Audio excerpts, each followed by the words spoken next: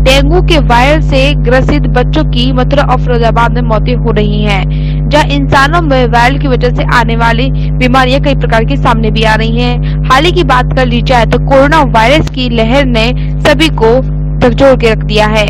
आज कोरोना की वजह से पूरा देश ही नहीं अपितु पूरा विश्व भी इससे अभी तक उभर नहीं पाया है।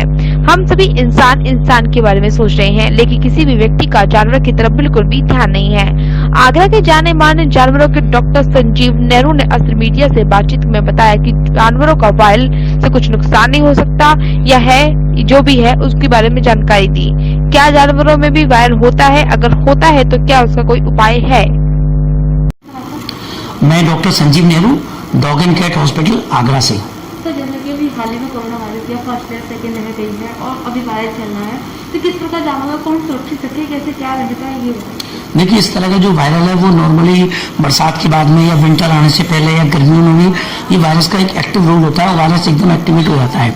स्पेशली जो पार्वो और डिस्टेम्पर जैसी बीमारियां होती हैं ये बहुत ज़्यादा घातक होती हैं और जो कि बच्चों में होती हैं। तो कभी किसी के अगर 2 डॉग्स होते हैं तो उनको हम बिल्कुल सेपरेट करा देते हैं, नहीं तो वो एक डॉग से दूसरे डॉग के कॉन्टैक्ट में आती है और वो वायरस जो होती है वो बहुत इतनी खतरनाक होते हैं कि डॉग की जानलेवा तक होते हैं और डॉग की जान तक चली जाती है।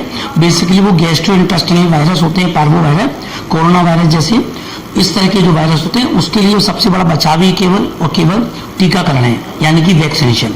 तो जब भी आप कभी कोई पपी लें, कहीं से भी लें, it doesn't matter, but puppy लेने के बाद में उसका जो है चेकअप और वैक्सीनेशन ऑलवेज वेटनरी डॉक्टर के द्वारा ही कराएं, क्योंकि एक वेटनरी डॉक्टर, वेटनरी सर्जन या डॉग एंड कैट स्पेशलिस्ट आपको अच्छा गाइड कर सकता है और आपको बता सकता है कि इसके वैक्सीनेशन कब कब लगनी चाहिए, जिससे कि आपका पेट जो है वो स्वस्थ बना रखे। क्योंकि डॉग्स का भी ट्रीटमेंट डिफरेंट तरीके से होता है, वैक्सीनेशन होता है। इसके साथ साथ जो कैट्स होती हैं उनका भी वैक्सीनेशन ट्रीटमेंट थोड़ा डिफरेंट होता है, ये चीज़ है। तो इसका स्पेशलाइजेशन होना बहुत जरूरी होता है। तो कभी भी कोई भी ट्रीटमेंट कराने से पहले आप ये जरूर जान लें कि आप जो पपी का जिसका वैक्सीनेशन कराने हैं वो केवल और केवल वेटनरी डॉक्टर्स के द्वारा ही होना चाहिए, जिससे कि आपका बच्चा सेफ रहेगा।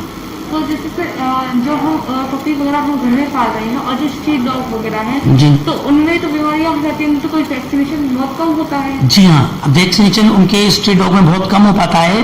कई जगह के लोग जो एनिमल लवर या एनजीओ होते हैं वो अपने इलाके में पकड़ के उनको एंटीरेबी वैक्सीनेशन लगा देती हैं, तो इसलिए वो थोड़ी सेफ हो जाती हैं। बट क्योंकि चूंकि स्ट्रे एनिमल्स के लिए जो इंडियन डॉग्स है उनके लिए इतनी सुविधा भी इंडिया में नहीं हो पा रही है। धीरे धीरे काफी सारी एनजीओ, सोशल वर्कर्स काम कर रहे हैं, तो वो आने वाले टाइम में इस चीज पर काम हो।